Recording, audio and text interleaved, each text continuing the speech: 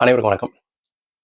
இன்னைக்கு இந்த பக்காமாஸ் கட்சி தஞ்சாவூருக்கு போயிருக்கிறாங்க. என்னென்ன நடந்திருக்கு? யாருக்கு எதுவும் ஆயிருக்கா? அப்படிங்கிறதெல்லாம் எனக்கு பார்க்கறதுக்கான நேரம் இல்ல. ஆனா கண்டிப்பா யாருக்காவது ஏதாவது நடந்திருக்கும். நடந்திருக்க கூடாதுங்கிறது நம்ம எல்லாருடைய வேண்டுதலாவும் இருக்கும். அது எப்பயுமே இருக்கிறது தான். என்ன அப்படின்னா, எல்லாரும் இவர் இவர் கூப்பிட்டோனே இருக்கிற கட்சிகள்லாம் விட்டுட்டு, இருக்கிற வேலையெல்லாம் விட்டுட்டு சேர்ந்துருவாங்கன்னு நினைச்சு கட்சி ஆரம்பிச்சு, இன்னைக்கு ஒரு கட்சி கூட வரல. பேர் சொல்லிக்கிற மாரி அ அவங்க யார் யாரெல்லாம் நினைச்சாங்க? காங்கிரஸ் நினைச்சாங்க. மிக முக்கியமா நினைச்சது காங்கிரஸ். அதுக்கப்புறம் விசிக. அதுக்கப்புறம் இன்னும் பல கட்சி கம்யூனிஸ்ட் நினைச்சாங்க. அந்த மாதிரி பல கட்சிகள் நினைச்சாங்க. இவங்க எதிர்பார்த்த எந்த ஒரு அ பேர் சொல்ல பேர் சொல்ற அளவுக்கு உள்ள எந்த கட்சியும் அவங்களோட ஆட்சியில பங்கு, அதிகாரத்துல பங்கு எல்லாம் சொல்லியும் ஒருத்தரும் வரல. நான் ஆரம்பத்துல இருந்து என் கூட உள்ள நண்பர்கள்ட்ட நான் சொல்லிக்கிட்டு இருக்கிறது என்னன்னா, இந்த பக்காமாஸ் கட்சி 26 சட்டமன்ற தேர்தல்ல போட்டி போடுதாங்கிறது எனக்கு இன்ன வரைக்கும் சந்தேகம் இருக்கு. ஏன்னா அவங்களுக்கு கொள்கைன்னு ஒண்ணு கிடையாது. உங்க கொள்கை என்னன்னு கேட்டாலே, எங்கடா இவங்க போட்டு நம்மள கொள்கை கொள்கைன்னு கேட்டு அடிக்கிறாங்கன்னு சொல்லி, இந்த தொலைக்காட்சி விவாத நிகழ்ச்சிக்கே யாரும் போயிடாதீங்க அப்படின்னு சொல்லி ஒரு முடிவுக்கு வந்துட்டாங்க. அவங்க ஐயா இந்த விஜய் அங்கங்க போய் பேசிக்கிட்டு, தலைவர்கள ஏற்கனவே ஒவ்வொரு இடத்துலயா இருந்து ஒவ்வொரு தலைவர் எடுத்து போட்டுட்ட மாரி, அண்ணன் சீமான் பேசுறத கொஞ்சம் ஒட்டுக்கா பிடிச்சுக்குவாரு. அதுக்கப்புறம் இந்த தலைவர்கள இது பண்ண மாரி தத்துவங்களையும் அங்கங்க கொஞ்சம் எடுத்து அப்படியே பேசி ஓட்டிக்கிட்டு இருக்கிறாரு. இப்ப இந்த திராவிட கட்சிகள் எப்படி இன்னைக்கு கொஞ்சம் கொஞ்சம் பார்த்தேன். அது பார்க்கும்போனா, எனக்கு என்னமோ எடப்பாடி ஐயாவையும், ஸ்டாலின் 2 பேரையும் கலந்து வச்ச கலவை மாரி 2 பேரும் சேர்ந்து பேசுனா என்ன பேசுவாங்களோ அந்த மாரி பேசிட்டாங்க. ஏன்னா ஏற்கனவே இந்த திராவிட அரசியல் என்ன மாதிரி சொல்லுமோ, அதையே கொஞ்சம் கொஞ்சம் வேற மாரி அவருடைய அந்த உடல் மொழி, அந்த அது கலந்து அவர் பேசுறாரே ஒழிஞ்சு, இந்த திராவிட சித்தாந்தத்துக்கு மாற்றா எதிர்க்கருத்தா நாம் தமிழர்லாம் எவ்வளவு தெளிவா நாங்க கல்வியா இருக்கட்டும், அதை எப்படி குடுப்போம்? மின்சாரமா இருந்தா எப்படி குடுப்போம்? சாலை எப்படி பண்ணுவோம்? இந்த மாரி ஒரு தெளிவான ஒரு செயல்பாட்டு வரைவ வச்சு பேசுவாங்க. நான்லாம் எதிர்பார்த்தேன். ஏன்னா நான்லாம் விஜய் ரசிகர். அதுக்கு தனியா பேசுவேன். ஆனா எதிர்பார்த்தேன். சரி வராப்புல அவர் நாம் தமிழரோட உண்மையிலுமே நான் நினைச்சது, இதை விட சிறப்பா சொல்லுவாங்கன்னு எதிர்பார்த்தேன். அப்படி சொல்லணும்னா கொஞ்சம் அறிவு வேணும். அதனால நான் என் நண்பர்கள்ட்ட எப்பயுமே சொல்றது என்னன்னா, 26 தேர்தல்ல இவங்க போட்டி போடுறதுங்கிறது அ ரொம்ப சிரமமான ஒரு விஷயம். ஏன்னா அண்ணன் சீமான் எப்படிப்பட்டவர்னா, இப்படி இப்படி இருப்பாரு. பின்னாடி யாராவது நடந்து போனான்னா யாருன்னு கேட்பாரு. சொல்லும்போது ஏதோ அவர் ரொம்ப உயர்த்தி பேசுற மாரி இருக்கும். ஆனா அந்த அளவுக்கு ஆளையே நம்ம ஆளுங்க கிண்டுவாங்க. அவரே பெரிய விழா கொண்டார். அவரையே நம்ம ஆளுங்க திணறடிப்பாங்க. அதையும் அவரு சமாளிப்பாரு. அப்ப அதான் அதுதான் அதுதான் அதுக்கு லீடர்ஷிப் குவாலிட்டி. அவர்ட்ட 100% இருக்கும். அ தலைமை பண்பு, அந்த தலைமைக்கான தனித்துவம் அத்தனையுமே நிறைந்தவர் அண்ணன் சீமான். இப்ப அந்த மாரி ஏதாவது இருக்கான்னு பார்த்தா இல்ல. நீங்க வேட்பாளர் போடுறப்பலாம் எவ்வளவு பிரச்சனைகள அவங்க சமாளிக்கணும். அது தெரியுமான்னு என்னன்னே தெரியல. ஏன்னா கூலிக்கு ஆள் வச்சு வேலை பார்க்குறவன் அவன் எப்படி வேலை பார்த்து ஏதாவது சொல்லி தருவான், எழுத வைப்பான். அதாவது நெறைய ஓட்டுவாங்க நம்ம கட்சி ஆட்களும் சரி, மத்தவங்களும் சரி. அவர் துண்டு சீட்டு, இவர் ஏ4 சீட்டு. சீட்டு கையில வச்சுக்கிறது கூட பிரச்சனை இல்ல. ஏன் அப்படின்னா, நம்ம நெறைய விஷயம் பேசணும். பேசும்போது முக்கியமான குறிப்புகள் எல்லாருக்கும் நாம் தமிழர் கட்சியில உள்ள பல பேச்சாளர்கள் மாரி, இல்ல மனசுல இருந்தே பேசணும்னா, அது சில இடங்கள்ல சிலது விட்டு போயிரும். சில குறிப்புகள் வச்சுக்கலாம். ஒட்டுமொத்தமா இவங்க என்ன பார்த்தீங்கன்னா, தொடக்கத்துல இருந்து முடிவு வரைக்கும் என்ன பேசணுங்கிறதே எழுதி கொண்டு வராய்ங்க. அத நினைக்கும்போது தான் இவங்க கையில நாடு போய் சிக்கினா என்ன ஆகும்னு பெரும் யோசனையாவே இருக்கு. அதெல்லாம் ஒரு பக்கத்து இருக்கட்டும். இப்ப இந்த இந்த தேர்தல பொறுத்தவரைக்கும் நான் நண்பர்கள்ட்ட சொல்றது, 26 தேர்தலை விஜய் ஒரு சலசலப்பு தான். அதை தாண்டி அவங்க எதுவுமே இங்க பண்ண முடியாது. வாய்ப்பே இல்ல அதுக்கு. ஏன்னா இத்தன வருஷ திமுக, இத்தன வருஷ அதிமுக, இந்த இப்போ திராவிட சித்தாந்தத்துக்கு எதிரான, எதிரான தமிழ் தேசிய சித்தாந்தத்த வச்சு நாம் தமிழர். இப்படி இருக்கையில இவர் ஆரம்பத்துல எதையாவது ஒண்ணு, நாம் தமிழர் கூட தான் நிக்கணும் அப்படி இப்படின்னு சொல்லல. ஏதாவது ஒரு பக்கமா போயிருக்கலாம்.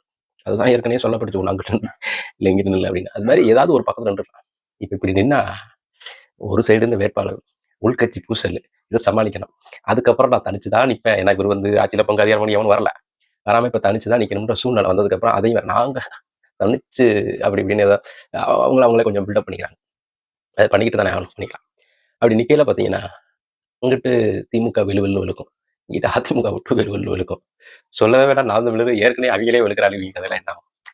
நான் கருத்தியலா சொல்றேன். மத்தபடி அந்த திராவிட கட்சிகள் கூட எந்த அளவுக்கு கருத்தியலா எதிர்கொள்வாங்கன்னு தெரியாது. ஆனா நாம் தமிழர் முழுமையா இவங்க எல்லாத்தையும், ஏன்னா இவங்க எல்லாரும் திராவிட கட்சி தான். இது நாம் தமிழர் மட்டும் தான் தமிழ் தேசியம். அப்ப விட்டு களத்துல விழுக்கையில பதிலே இருக்காதுங்க. நினைச்சிருக்கேன் அந்த கூட்டமா வரதெல்லாம் எப்பயுமே ஒரு ஒரு ஒரு தொகுதியோ ஒரு மாவட்டமோ போனா அங்க உள்ள கூட்டம் மட்டும் கிடையாது. இந்த காமர்ஸ் கட்சி வரது. இவங்க வரதுக்கு முன்னாடியே இந்த மாவட்டத்துலலாம் எல்லாரும் இவ்வளவு பேராவது வரணும் அப்படின்ற மாரி செய்திலாம் சொல்லி தான் வர்றாங்க. அப்ப வரும்போது பார்த்தீங்கன்னா, இதுவரைக்குமே இவ்வளோ என்ன சொல்றது தொடர்ச்சியா இன்சிடென்ட் நடந்தும், சரியா வந்து அந்த மாவட்ட செயலாளர்கள்ட்ட சொல்லி, "அப்ப இப்படிலாம் நடந்துட்டு இருக்கு. இது மாரிலாம் நடக்குதுன்னு" இப்ப வரைக்கும் அந்த அறிவு கூட இல்லாத இவங்க வந்து எப்படி வந்து ஆட்சி செய்வாங்கன்னு நெனச்சு பாருங்க. எனக்கு தெரிஞ்சு அந்த கூட்டத்துல வரவங்க பாதி பேருக்கு ஓட்டு இருக்காது. எல்லாம் திணி திணி இருக்காங்க. அதுவும் இல்லாம இவங்க பேசணும், இவங்க பேசக்கூடாதுன்னு அந்த அளவுக்கு ஒரு குறைஞ்சபட்சமா ஒரு 10, 15 பேர கூட தேர்ந்தெடுத்து வச்சுக்க முடியல. அந்த மாரி மீட்டிங் நடக்கிற இடத்துல யாராவது கேள்வி கேட்டாங்கன்னா, இப்ப ஒருவேள தெரியல அப்படின்னா தெரியலன்னு சொல்லிட்டு போயிரலாம்ல. அத விட்டு இன்னைக்கு நடந்த ஒரு இது இப்ப இந்த காணொளி பேசுனதுக்கு முன்னாடி ஒரு ஒரு சின்ன காணொளி பார்க்குறேன். அது ஒரு சின்ன பிள்ளை தான். பொண்ணு கூட இல்ல. அந்த வயசுக்குள்ள இருக்காது போல இருக்கு. ஒரு அந்த என்ன சொல்றது வயசுக்கு வந்து கொஞ்ச நாள் இந்த மாரி இருக்கும் இல்லையா? அந்த மாரி ஒரு ஸ்டேஜ் மாரி தெரியுது. அந்த மைக் குடுத்து கேட்கையில, காசு இல்லாதவனே 4 பொண்டாட்டி வச்சுக்கிறான். காசு இல்லாதவனே 4 புருஷன் வச்சுக்கிறான். இதெல்லாம் ஒரு பேச்சா? அதுவும் இல்லாம கருத்தியலா யார வேணாலும் எதிர்கொள்ளலாம். பிரதமரா பேசலாம். கருத்தியலா யார வேணாலும் பேசலாம். ஆனா அவ்வளோண்டு வயசுக்கு வந்து அ நம்ம ஏற்கிறோம். ஏற்கலனாலும் தமிழ்நாட்டுக்கு அவர் தான் முதல்வர். எனக்கும் இந்த காணொளி வாங்க எல்லாருக்கும் முதல்வர் தான். முதல்வர வந்து தரைக்குறைவா பேசுறது, வாடா போடான்னு பேசுறது. இதெல்லாம் வந்து ஏற்புடையதில்ல. இப்ப இந்த அளவுல கூட அந்த கட்சி வந்து இத்தன 2 ஆண்ட தாண்டி வருது போல. இன்னும் அந்த கட்டமைப்ப கூட அவங்க பண்ணல. இவங்கலாம் எப்படி வந்து நீங்க நல்லா எழுதி வச்சுக்கங்க. அந்த கட்சி திரும்பவும் சொல்றேன், அந்த கட்சி போட்டி போடுமா? அப்படிங்கிறதுல எனக்கு தனிப்பட்ட அளவுல 100% சந்தேகம் இருக்கு. அது இல்லாம அப்படியே இருந்தாலும் எந்த அளவு ஓரளவு கூட அவங்க அதாவது சொல்லி காட்டி நம்ம வந்து வெளியில சொல்லிக்கிற அளவுக்கு கூட அவங்க வெற்றி பெற போறது இல்ல. இதுக்கு அடுத்த தேர்தல்கள்ல போட்டி போட போறதும் இல்ல. ஒருவேள இந்த தேர்தல்ல வந்து நாம் தமிழர் கட்சி வென்று ஆட்சி அமைச்சா இவர் படத்திலயாவது நடிக்கலாம். துரதிர்ஷ்டவசமா திமுக எதுவும் ஆட்சிக்கே திரும்ப வருதுன்னு வச்சுக்கோங்க. படத்துல நடிக்கிறதும் கேள்விக்குறியாயிடும். இதுதான் நடக்க போகுது. வேற ஒண்ணும் இவங்கள பத்தி பேசுறதுக்கே இல்ல. ஏன்னா இவங்கள பார்க்குறப்ப ஒவ்வொரு நாளும் வந்து ஏதோ படிநிலையா வளர்ந்து வளர்ந்து வர்றாங்க. புதிய ஆட்கள். படிநிலையா வளர்ந்து வளர்ந்து வர்றாங்க, சரியாயிடுவாங்கன்னு பார்த்தா, அப்படி ஒரு அப்படி ஒரு இதே தெரியல அவங்கள்ட்ட. இது வந்து சும்மா ஒரு போன தேர்தலுக்கு கமலஹாசன் ஐயா வந்து ஒரு சலசலப்ப குடுத்த மாரி, இந்த 26 சட்டமன்ற தேர்தல்ல இந்த பகாமாஸ் கட்சி டிவிகே வந்து ஒரு சலசலப்பு தானே ஒழிஞ்சு, இதை தாண்டி எதுவுமே நடக்க போறதில்ல. யாருமே பண்ண யாருடைய வாக்கு வங்கியும், குறிப்பா நாம் தமிழர் கட்சியோட வாக்கு வங்கி ஒரு விழுக்காடு கூட குறையல. இத நான் சொல்லல. அ மதிப்புக்குரிய அண்ணன் ரெங்கராஜ் பாண்டே சொன்னது. நம்ம நடந்து முடிஞ்ச நாடாளுமன்ற தேர்தல்ல என்ன வாக்கு இருந்துச்சோ, அது அந்த சர்வேல இன்ன வரைக்கும் 1 கூட குறையலங்கிறாரு. கூடி இருக்கிறத அவர் சொல்லல. ஏன்னா அவர் சொல்ல மாட்டாரு நமக்கு தெரியும். குறையல அப்படின்றாரு. அப்ப இவ்ளோ நடந்தும், இவ்ளோ ஒரு பெரிய மாற்றத்தை மக்களின் மாநாடு நடத்தி, அதுல பெரும் கூட்டம். கூட்டத்துக்கு இன்னைக்கு நாம் தமிழர் கட்சிய தாண்டி இவ்வளவு பெரிய கூட்டம் கூட்டணும்னா, அது யாரா இருந்தாலும் காசு குடுத்து தான் கூட்டு வராங்க. இந்த கூட்டத்தோட மிக சிறப்பு பெரிய வெற்றி என்னன்னா, கூட்டத்துக்கு வந்த அத்தனை பேரும் கண்ணுக்கு தெரிஞ்சு, கண்ணுக்கு தெரியாம உழைச்சது ஒண்ணு. தன்னுடைய சொந்த காச போட்டு பஸ்ஸ கிஸ்ஸையும் புடிச்சு எத்தன பேர் வந்து பஸ் கிடைக்காம அந்த இடத்துல அல்லாடிக்கிட்டு இருந்தாங்க. அதாவது வந்து கூட்டத்துக்கு வந்தோனே வந்துட்டாங்க.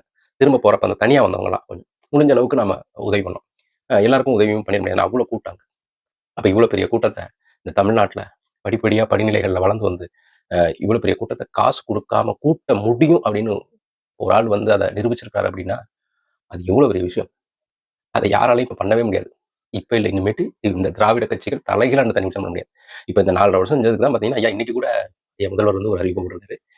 விதவை பெண்களுக்கு, மாற்றுத்திறனாளிகளுக்கு, அப்புறம் வேற யாருக்கும்ல, இது மாரி ஒரு 3 பேத்துக்கு 2000, 2000 போட்டு அப்படியே தாளிக்கிறாரு. என்ன வேற வழி இல்ல. அவங்களுக்கு வந்து ஜெயிக்கணும்னா, இலவசம், காசு, வறுமையில உள்ள மக்கள மீண்டும் வறுமையிலே தள்ளி வச்சுக்கிட்டா மட்டும் தான் இந்த திராவிடம் வாழும்.